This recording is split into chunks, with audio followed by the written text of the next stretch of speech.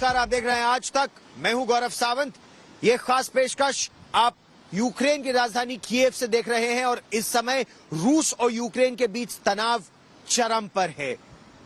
रूस समर्थित विद्रोहियों ने एक इलाके में बमबारी की और उसके बाद तनाव बहुत ज्यादा बढ़ गया है। अमेरिका का कहना है रूस एक बहाना ढूंढ रहा है और उस बहाने के बाद यूक्रेन पर हमला कर देगा।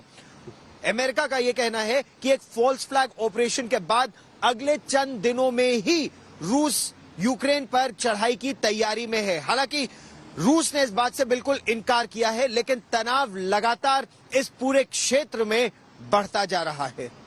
भारत भले ही जंग से काफी दूर हो, भारत और यूक्रेन के बीच 5000 किलोमीटर से ज्यादा का फासला हो, लेकिन रूस और यूक्रेन के बीच बढ़ते तनाव ने भारत को पसोपेश में डाल दिया है। महामारी के बीच दुनिया पर छाए इस नए संकट में एक तरफ रूस है तो दूसरी तरफ अमेरिका। रूस भारत का पारंपरिक दोस्त है तो अमेरिका रणनीतिक साझीदार। दोनों ही देश चीन के खिलाफ भारत के लिए जरूरी है।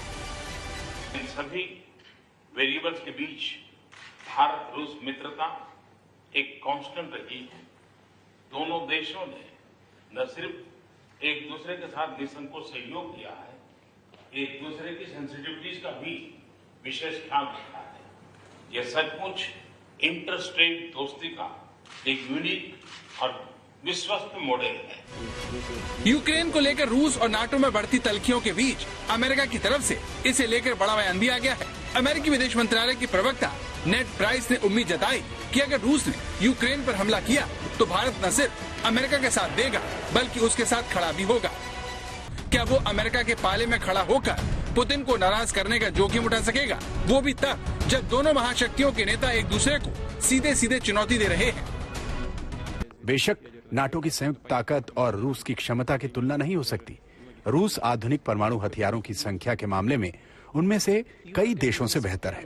इसमें कोई विजेता नहीं होगा। सोचिए, जुबानी जंग अगर असली जंग में तब्दील हो गई तो फिर भारत के लिए किसी का पक्ष लेना जरूरी हो जाएगा।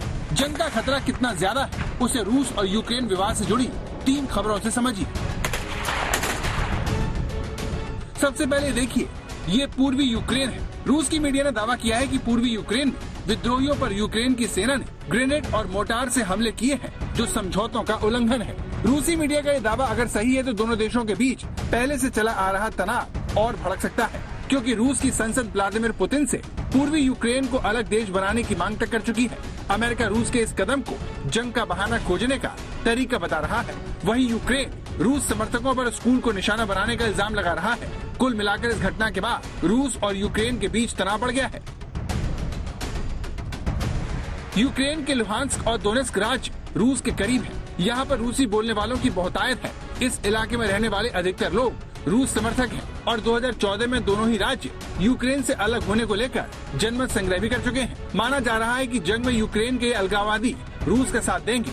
अमेरिका को लगता है कि इन दोनों राज्यों में नरसंहार का आरोप लगाकर रूस युद्ध शुरू कर सकता है।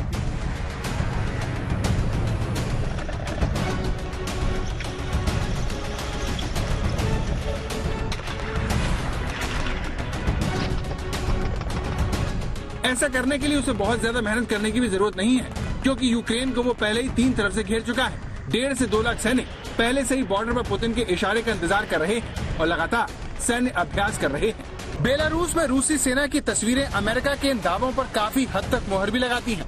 ये रूस की सेना की ड्रिल की तस्वीर है। इस वीडियो में रूस की सेना रॉकेट लॉन्चर से हमले का अभ्यास कर रही है। यूक्रेन बॉर्डर पर रूस की तैयारियों का अब सैटेलाइट सबूत भी देख लीजिए। ये तस्वीर बेलारूस और यूक्रेन को जोड़ने वाली पर्याप्त नदी की है। हाई रिजोल्यूशन तस्वीरें बताती हैं कि पिछले 48 घंटों में बेलारूस यूक्रेन बॉर्डर से 6 किलोमीटर दूर इस नदी पर एक नया ब्रिज बनाया गया है। इस पुल के जरिए रूस की फौज बेलारूस के रास्ते पलक झपकते ही यूक्रेन में घुस सकती है।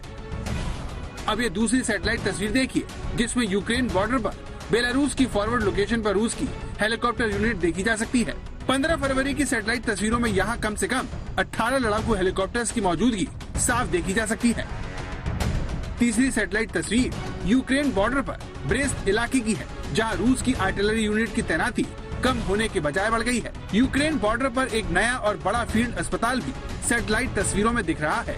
इन्हीं तस्वीरों के आधार पर नाटो और यूक्रेन लगातार दावा कर रहे हैं कि रूस के इरादे ठीक नहीं है। सैनिकों की वापसी काफी नहीं है, हथियारों और सैन्य उपकरणों की भी वापसी होनी चाहिए।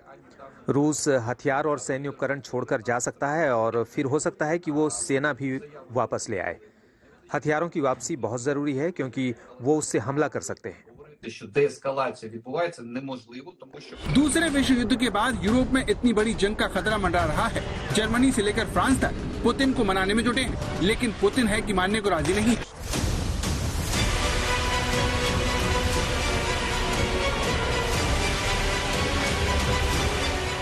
रूस की तैयारी को देखते हुए नाटो देशों ने भी अपनी सैन्य ताकत को बढ़ाना शुरू कर दिया है।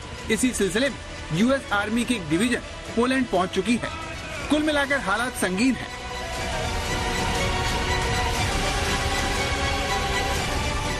यूक्रेन की आर्मी भी रूस के हमले का जवाब देने के लिए कमर कस रही है। खुद राष्ट्रपति जेलेंस्की सेना की तैयारियों को परख रहे हैं।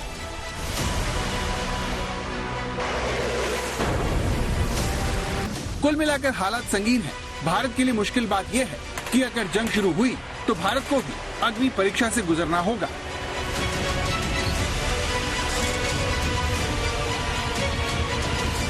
कील से राजेश पवार के साथ गौरव सावंत, यूक्रेन आज तक।